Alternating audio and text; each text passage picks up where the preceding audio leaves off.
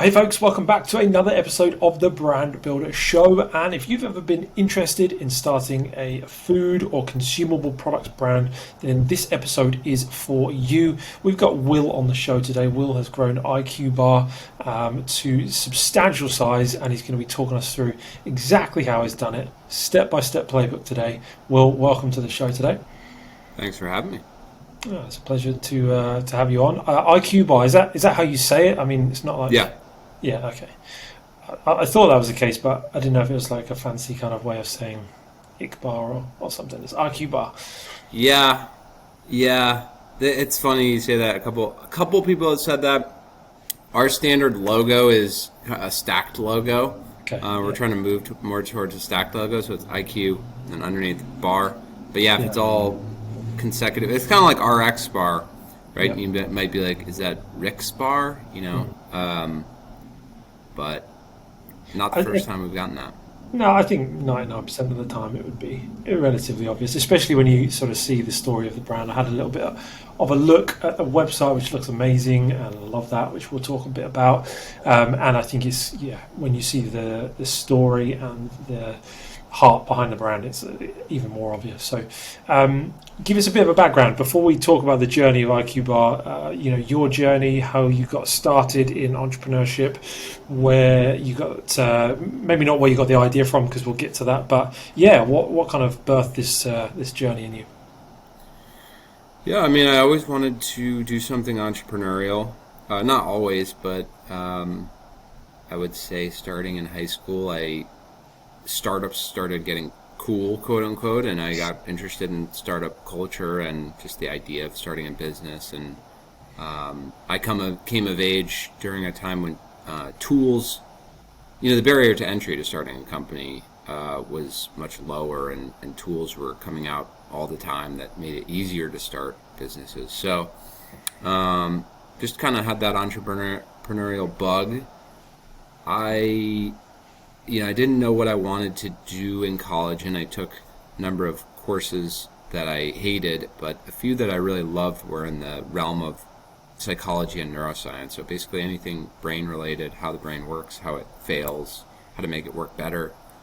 And I was also interested in business, and so I wanted to work in the intersection of psychology and or neuroscience and business, but there's no real obvious profession sitting at that intersection. So basically I didn't know what I wanted to do. And I took a job in software sales and marketing right out of college, just sort of by default, just to have a job and learn how a company works and earn a wage and all that. And I got really good at a number of things: Excel, PowerPoint, running meetings, pitching a room, etc. But I really didn't like it. I wasn't passionate about software. I was selling predominantly into oil and gas companies in Texas, and I wasn't all that passionate about oil and gas. So it helped to have some, the other side of the coin relative to, being your own boss and entrepreneurship, and knowing that it can kind of suck and having that reference point. And that's why I always say for people, like, don't go get a job out of college. Don't try and start something. Understand how a company works. Understand what it's like to have a 9-to-5 and go into an office and sit at a desk and have team meetings and all of that. Understand that before you take the plunge, because you want to have that reference point. But wasn't all that passionate about it, and then concurrent to me having that job, I got really into nutrition for personal reasons. I had a terrible diet, and I felt bad, on a daily basis, cognitively.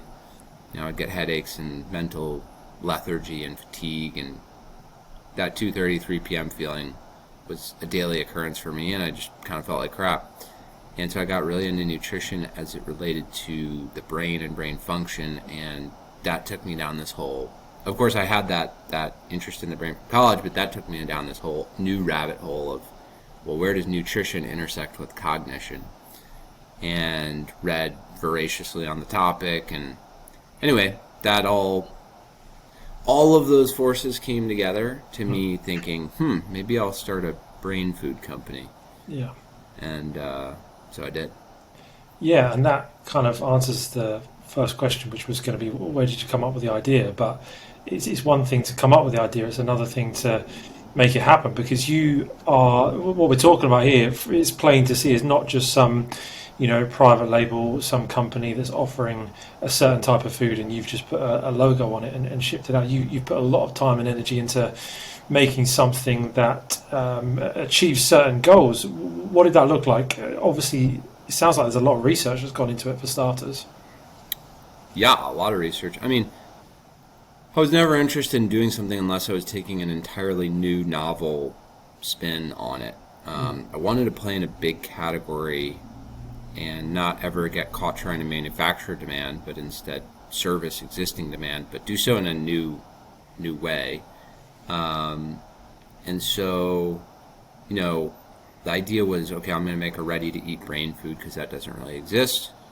But let's look at what's on the market and what's working as a starting point. So bars was a natural one because it's a huge market.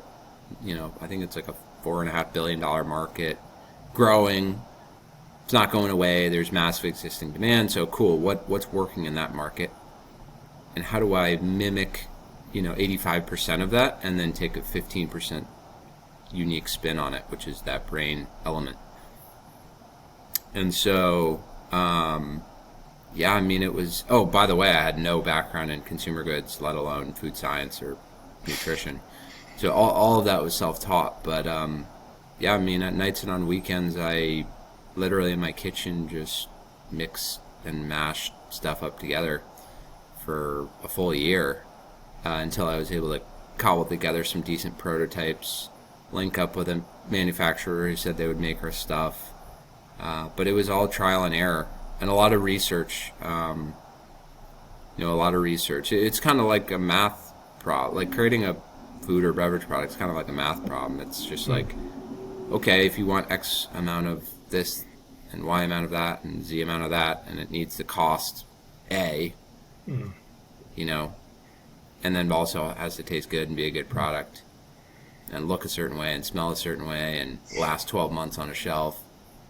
What's the equation that makes that happen? And it's tough, really tough. But yeah, just kind of trial and error over the course of a year. What is in it? What is brain food? Yeah, so I mean, you can live. There's a spectrum of just like food. It's like sustenance, and then medicine. And so you can, and like medicine, you could call like nutraceuticals, say, for consumable products. Yeah. And you have to decide where you want to live on that spectrum. And I always want to live on the food side, so we don't make hard claims or anything like that. But basically what we're trying to do is center on whole food ingredients that are rich in compounds that have been shown to be good for your brain. So like, take vitamin E, for example. It's good for your brain for a variety of reasons. What's in nature is the highest, or one of the highest in vitamin E? Almonds. Okay, so we're going to like have almonds be our number one ingredient. It's not that we're pumping vitamin E into the bar, and so it's sort of being the most brain healthy thing on the shelf, but it's not a nutraceutical or a medicine or anything like that. Another example would be flavonoids, which is a polyphenol, which is a compound that's really good for your brain for other reasons. What's highest in flavonoids? In the berry family, it's blueberries. Okay, cool. We're going to have a blueberry bar. In the leaf family, it's matcha. Okay, we're going to have a matcha bar. In the bean family, it's cocoa beans. Cool. Chocolate. Et cetera, et cetera. So, yeah, it's just centering those formulations on whole food ingredients highest in XYZ brain nutrients. Yeah.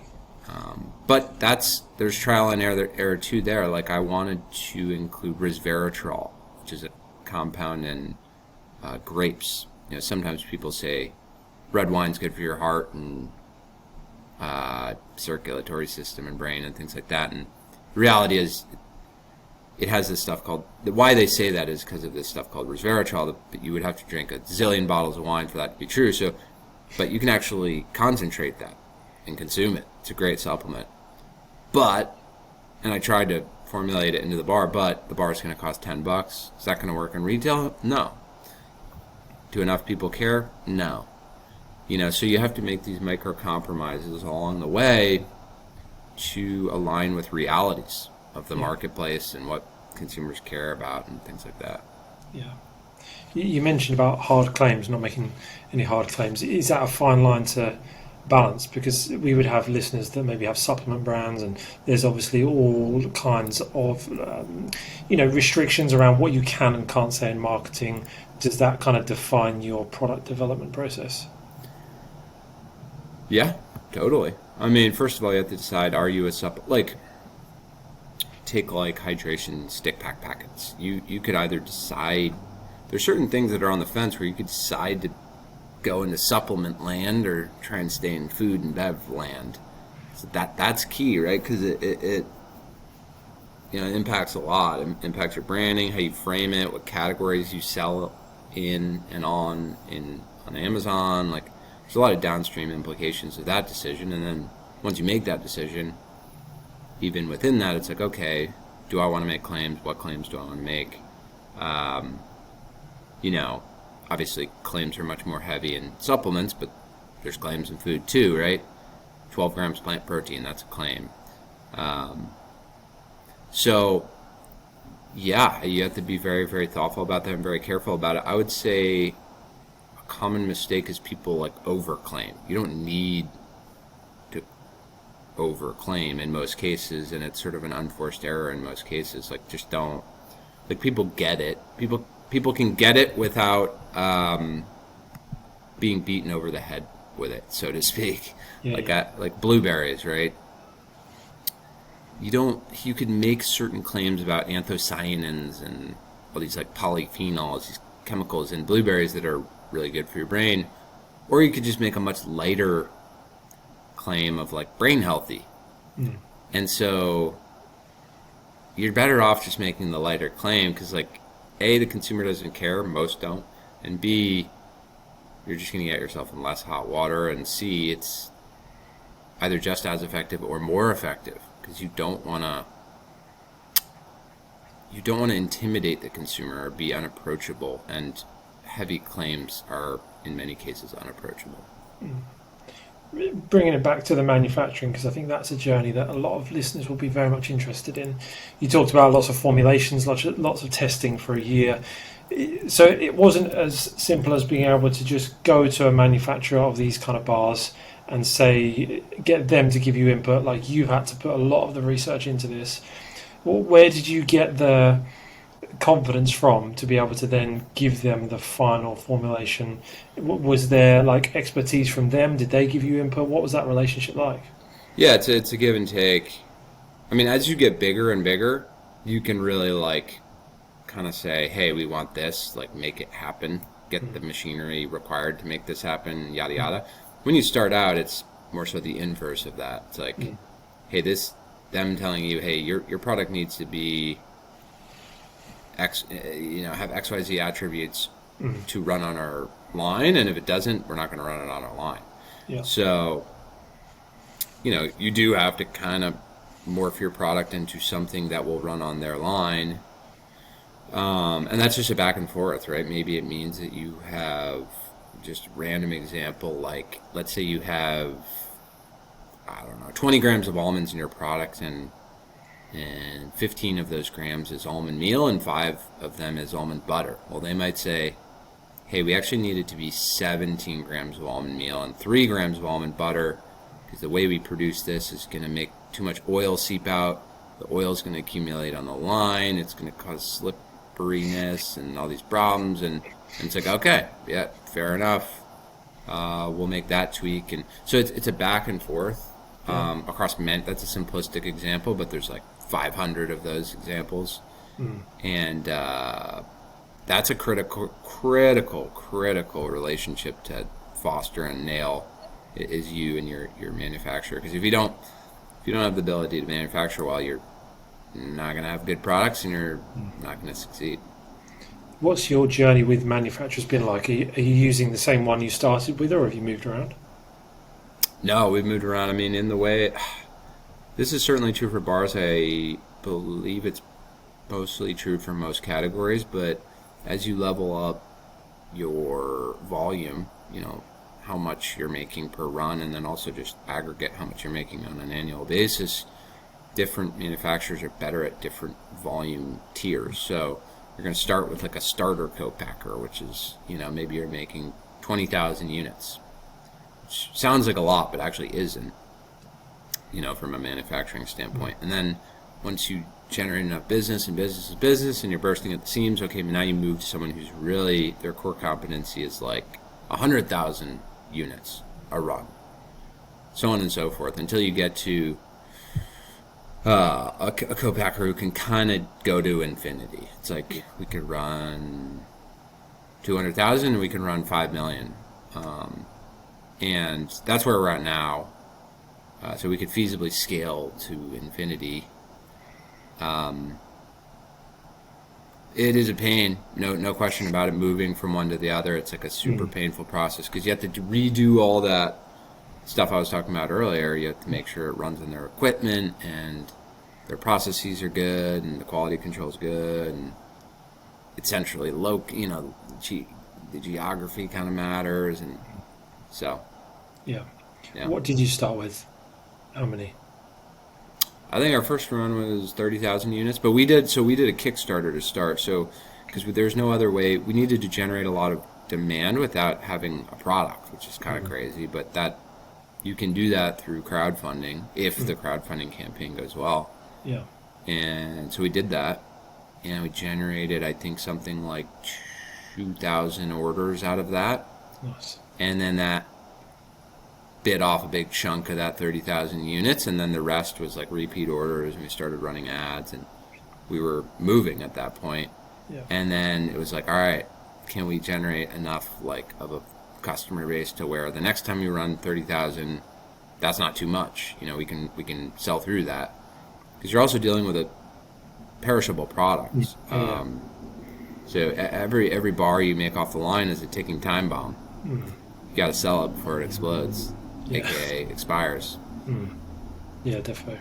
When you launch, then we'll definitely talk about customer acquisition, because that's something that I think is very interesting from that standpoint. But when you launch then with the Kickstarter, did you find yourselves really? How did you fund it beyond that? Like, did you just manage to be able to make enough sales beyond that to keep funding it, or have you taken on extra funding as you've grown?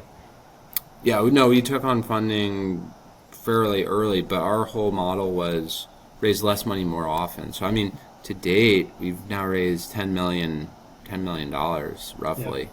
Yeah. But like 6 of that was December of 2022, so like Sure. 6 months ago. Yeah. So, yeah, I mean, we did the Kickstarter, and that was kind of a proof of concept. And then on the back end of that, we raised, I think, 625 grand or something like that. But I mean, my belief is this is, for better or worse, it's a capitally intensive business, and you need money, and you're not going to get a credit line from a bank because you're not a credit-worthy company. So you're going to need cash to finance. You're also not running at 80% margin business. You're running at first like 25, 30%. Hopefully you get to 50 plus, but your margins are never going to be worse than they are at the very beginning, and you're never going to make more mistakes than you are at the very beginning. So you need cash. Like, it's just, there's no two ways about it. But our whole thought was raise the smallest amount possible to like hire a small team and be able to make production runs and invest in ads and all that, which we did, and then kind of got a bunch more proof points, and then raised another slug of cash a year later. It was $1 million in 2020, in 2019, and then a couple of years later raised 2.75, and then a couple of years later raised 5.75, and so it's all in tranches. Some folks will raise like 6 or 7 million, but it's like massively dilutive because they raise it all in that one chunk too early. In my opinion, too early. So you What does that make it? About 2018 you started? Yeah, our Kickstarter was Jan 2018, and we fulfilled our first order from that mid 2018. Okay. And then to give listeners context, what kind of position are you in now, as much as you're able to share, but whether that's revenue or bars you're selling, that kind of thing? Well, this year our goal is 25 to 30 million in sales. Nice. And is the majority of that D2C? I know you've got some other channels as well. No, a minority is D2C. I think maybe 13-ish% would be D2C. Okay. Your website's really good. Oh, thank you. Amazon is roughly 4x what our website is, and then brick and mortar is a massive chunk of the business. Really? What's driving the most sales for you on Amazon? Is it branded stuff, or is there what kind of keywords are driving that for you? Yeah, my wife would be a better person to answer that. She runs our whole e-commerce Sure. business, and really Amazon being at like the center of that. But yeah, branded for sure, keywords for sure, diet related, for instance, keto, where our bars are keto compliant, Sure. vegan, plant protein, things like that. Yeah, no, it's interesting because I just would have thought that D2C would be a bigger percentage of it just because of the nature of the product, but just shows the power of Amazon, eh? Yeah, I mean, there's just certain categories that are big on Amazon. Like, I mean, I just think about how many like brand websites do you go to buy stuff? For me, not many. Like, usually go to Amazon because you can bundle 5 different things together and take care of all your little ticky-tacky shopping. You'll go to the website for like maybe like big ticket items, Yeah. for very specific items. Maybe it's like Nike shoes or something. Yeah. But for like things that, if we're just honest, are low price point, semi-interchangeable. Like, never assume you're so special that you can't be interchanged with something. You can be in most cases. Amazon is just where people shop. Have you found yourselves getting copycat players come and try and take some of your market share? Yes. They're not very good though, and it's very, very hard what we do. I mean, it sucks, but it's also good because the barrier to entry is low and the barrier to success is extremely high, and the barrier to entry, such that you're hitting a compelling price point with a good product, is not low. It's just, yes, you could start something. It could be kind of similar, but when you look at the unit economics, the product quality and branding, it's actually very, very, very hard to compete. Sort of, but not really. You obviously have to display your ingredients, etc., which helps a potential competitor see what you're doing from an ingredient standpoint. What then? How do you defend yourselves then as a brand, as someone who's got a unique idea? What do you do to defend that? There's not all that much intellectual property in food and bev. Like, there's some for sure. There's some. A lot of it is operational excellence and executing. Definitely, there's a lot of work that goes into formulating, and just an ingredient list it's very hard to reverse engineer a bar ingredient list. And then it's extremely hard to reverse engineer a certain unit economics profile. So you might be able to even, let's say you could like 1-to-1 reverse engineer something, reverse engineering the supply chain and the unit economics that you've negotiated and gotten to, like, that's a whole other thing. Again, it's like the barrier to entry versus barrier to success thing. It's, you could try, but it's very hard to win playing someone else's game, and you don't really know why they did the things that they did. You know they did the thing, but you don't know why they did it. And then if they're kind of always evolving and improving, you're always like 2, 3, 4, 5 steps behind them. So it's just, I don't know, it's a crappy business model in my opinion to try to do that. Yeah, for sure. No, absolutely. Sounds like a big part of your moat is just really hard work, which is probably a good moat to have. Hard work, being unique. Again, you want it. You do need that like element of differentness. Yeah. Capital efficiency, like obsessing over. I think a lot of these like drop shippers or whatever, it's like they don't really think that hard about the product. They don't obsess about the product. They didn't make the product, so they don't really know what they're talking about. And they don't know what the levers to pull are. They don't know how to improve gross margin. They don't know how to reduce input costs. They're selling widgets. So to really like win long term, I think you have to understand like fundamentally the guts of what you're making, what all the levers are, where to pull certain levers, where to not, when to pull them, when not. Like, if you don't know all that inside out, maybe you could have won in 2020, not so much in 2023. Yeah. Definitely lots I want to. I'm trying not to go off in too many directions here because there's so much I want to ask. But just briefly on customer acquisition, you talked obviously D2C 13%. I think you said Amazon about 4x that. So it leaves a good chunk, which I'm guessing is brick and mortar retail. Yes. Has that always been one of your sort of front run channels, or is that a more recent thing? Well, we started with a website and then we layered on Amazon. And that was really like the vast majority of our business for a very long time.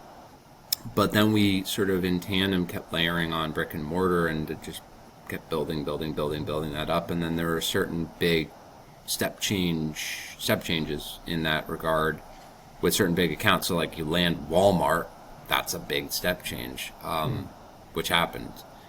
You know, you get Costco, that's a huge step change. And so it's just chunkier, the business, than like e-commerce, which is kind of like more steady, and then you get like a Costco, and it's like, you know, it's just chunkier, which is good and bad. But I firmly believe omnichannel is the only way to go. Like anyone who's all D2C is setting themselves up for a massively risky business model, and the market is massively punishing that business model. I mean, just look at the stocks of Allbirds, Warby Parker, insert literally any, the Honest Company, insert any D2C owned like first brand, and it's gotten absolutely pummeled by the market. So what's the antidote to that? Omni-channel. Like, D2C is great. I love D2C. We have a great D2C business, but I also love Amazon. I also love brick and mortar. And the flywheel effect that feeds all of it is so key. Like, someone will see you in a Sprouts market in California, then they'll Google you, then they'll go to your site, and maybe they buy on your site, and vice versa. Maybe they see you on your site, learn about you, they read about you, and then they see you in Sprouts, and then they buy you at Sprouts. So you want to get as many like touch points and impressions, both in real life impressions and digital, as you can.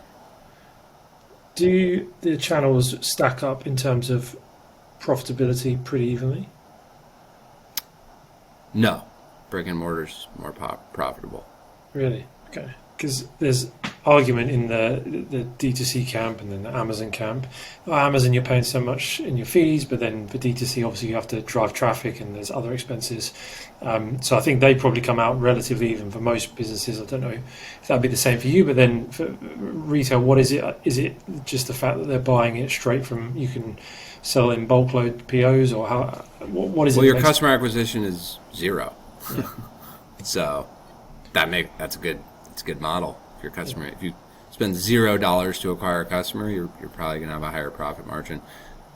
It might not literally be zero because you might have slotting fees, but in most of our accounts we've not paid slotting fees. So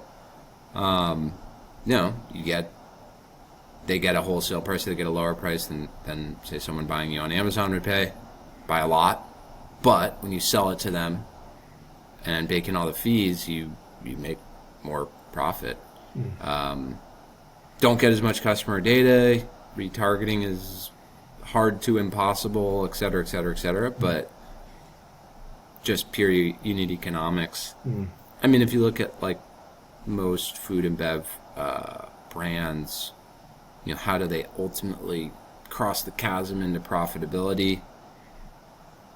Brick and mortar. Like they layer on a bunch of that, like Walmart, Target, Costco, and they just get so much volume there that like a 10% net margin on that account can like fund the entire business. Yeah, which brings us on nicely to the last topic that I just want to touch on about scaling up. And obviously, with brick and mortar, the thing that can help, I would imagine, is just the fast turnaround of cash. You've got the PO, although I imagine they probably try and negotiate some pretty decent payment terms with you, but you can turn that cash around pretty quickly. What are some of those challenges maybe that you face with cash flow? We talked about raising money, the challenges of scaling up. What are some of those challenges that you face maybe outside of just pure cash flow? Outside of cash flow, or what are the cash flow related challenges? Cash flow, yeah. Yeah, I mean, Outside of the ones we talked about already. yeah, cash flow is very, very, very important. Arguably the most important thing, other than having a good product. So, I mean, this is why you need to raise cash in the first place. But ideally, you can have certain debt facilities. There's more and more options out there now today, with revenue-based financing and things like that. Although they come at really high APR percentages. But yeah, you need cash, and then you want to minimize your cash conversion cycle, like the time between you manufacturing a thing and paying for all the inputs and converting that thing into cash back has to be as tight as possible. So being really diligent about payment terms and things like that is important. To your point, like Amazon, I think it's every 2 weeks, and Shopify is every week or every 2 weeks. So that is just a quicker payback cycle, whereas brick and mortar's like 30 days, sometimes 60 days, sometimes I've had a 90-day setup, which is insane. But yeah, I mean, we have gotten into cases where we needed money and we weren't going to get paid back in time so having certain financial partners that can smooth out cash flow crunches is important. I mean, if you get a $1.5 million PO that's going to cost you $800K to manufacture and fulfill, and you don't have $800K, like you're going to have to find $800K. So it's a tougher environment because it's a higher interest rate environment today. But there's ways you can do it. What are the financing routes you've taken? We have one partner that's been really great. It's called Ampla. That has helped us to smooth out some cash flow crunches. We got a credit line with our bank that we did use it in a couple of cases. We got an SBA loan, Small Business Association, for I think it was $500K. That was extremely helpful. Super low interest rate. So it's like just pull every thread you can to try and get access to debt. Yeah. I mean, we had investors float us. Like we had this one, I remember there's a Rite Aid PO. It was like an $800K PO, and we couldn't do it. We didn't have enough cash to make the product to fulfill the order, and we weren't going to get it from banks. We called all our current investors and stakeholders, and we're like, hey, this is the case. Like, we need a short-term loan. And we got one from one of the guys. So just got to be creative, really. Yeah, definitely. Where there's a vision, there's a way to make these funds come about. It's amazing, isn't it? Outside of cash flow, then, in terms of scaling up, what are some of the challenges there? The thing that comes to mind for me is your product line? How have you decided when to offer more products? I know that's the challenge I've found in growing is I've certainly launched new products too quickly and then found a real crunch around cash flow there. How are you deciding when to launch new products? What products to go into? What's that process like? Yeah, it's a bit of an art, to be totally honest. I mean, one question is, do you go into new categories, period? You know, if you're athletic greens, you have one SKU and you just scale it to infinity, and that's, I mean, technically that's the best possible business model. I though prefer the platform model of small platform. So if we want to be a brain and body nutrition company, I want to play in similar to diversifying your business on a go-to-market basis of e-com, Amazon, D2C, Amazon, brick and mortar.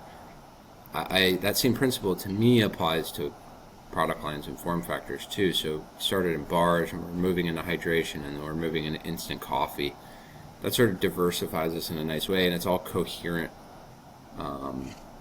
because it's all brain and body nutrition, and they're different value props. One is satiety, one is hydration, one is caffeination. So the same consumer can be upsold and across brands, but I think when you're ready, like my personal belief is you want to build out each product line into a multi-million-dollar business, stable, has a customer base, people like it, you've worked out all the kinks, good unit economics before looking at another incremental one. And for me personally, I don't have ambition or interest in going beyond 3 categories. I think that's like a nice 3 legs of a stool, diversified business that's not too hectic. Like, I don't want to be managing 5 different contract manufacturers, and you don't want to lose focus. So it's a bit of an art, and you got to have the cash to outlay investing in a new, because you're kind of starting a new mini company every time you start a new product line. How are you managing the pressure? You talk about not wanting to take on too much complexity with manufacturers, etc.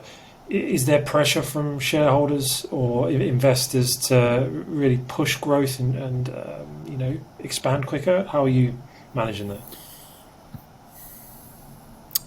I guess sort of. I would say I always put more pressure on myself than even they would. I feel I want to move fast, so even though it's not comfortable and it's not a great quality of life and lifestyle and all that, I want to push to double every year. I mean, that's kind of, for me, that's the point of a startup, is rapid growth. And it's also what makes your business more valuable, is revenue as well as growth rate. So you can raise money at higher valuations and with higher multiples if you're growing really fast. So I guess there's pressure, but I've never really noticed it because it's always less pressure than I would just put on myself. What does a working week look like? You talk about lifestyle and not being amazing. What does it look like for you? It's a lot of work. It's like 6 to 7 days of work all day, every day. I mean, not taking vacations for years on end. Unless you raise a ton of money up front and build out a big team and all that. But in consumer goods, you're going to dilute yourself so much by doing that. It's like, don't even try in the category if that's the way you're going to go, in my opinion. Maybe it works for other people, but so you're going to have to live on a shoestring budget and be really, really efficient and basically work 2 to 3 jobs worth of work for a while. Until you hit a certain revenue point, gross margin point, operational cash flow point, to where you can build out a bigger and bigger team, delegate. And eventually you can kind of cinch down that insanely hectic lifestyle into just being a moderately hectic lifestyle. But it's still, I mean, my lifestyle is still all work all the time, more or less. what's the end goal then to finish off? What's next for the brand? Are you going to sell it one day? What's the plans? Yeah, I mean, the goal is to sell it for sure. Um, I wouldn't. You don't ever want to put yourself in a position where you have to sell something or you're forced to sell something. You want to keep growing until someone wants to buy it, and then evaluate that and act accordingly. Mm. Um, Do you get so inbound offers for it? yeah, but not good one. Like not. It's like random aggregators will hit me up or whatever. But no, I mean, you kind of have to get to like 25, 30 million in sales before you become a sellable business in consumer goods. It's kind of a weird dynamic. Whereas in software, you might hit 10 million and you have 30 people knocking on your doors. In consumer goods, it's unless you're a super profitable company, you kind of have to get to 25, 30, and some people would say even more, like 50 million, before any big company is kind of takes note and is interested. So, yeah, we're trying to get there soon, but we'll see. Again, you can't have that be the only path. You need to just keep building a great business. Yep. And because if you're building to sell, you're very likely to get disappointed, especially in 2023. I mean, it's a tough market. It certainly is, yeah, definitely. Good. Okay, and then my final question. You mentioned about caffeination. Spill the beans. Is coffee bad for your brain? No, it's great for your brain. Caffeine's great. I mean, it makes your brain literally work faster. What are the I negatives? drank 2 cups of coffee today. Feel great. Okay, good. So, what are you doing? Like you talked about instant coffee. Are you just adding flavorings to that, or?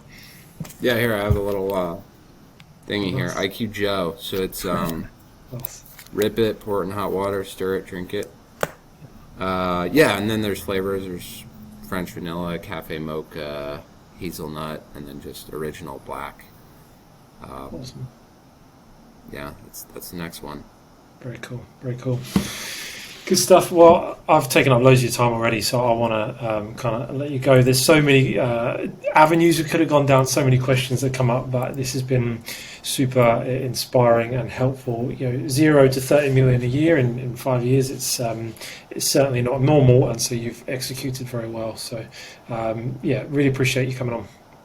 Where Thanks for can having me. It was people a find? No, it's my pleasure. Where can people find out a bit more about you? Do you hang out online anywhere, or are you too busy for that?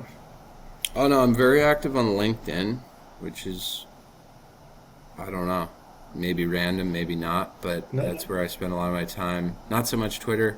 Our website's eatiqbar.com.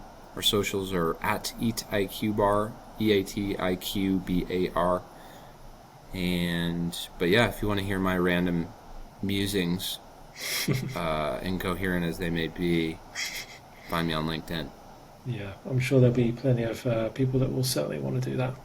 Amazing. Well, you guys have heard it there.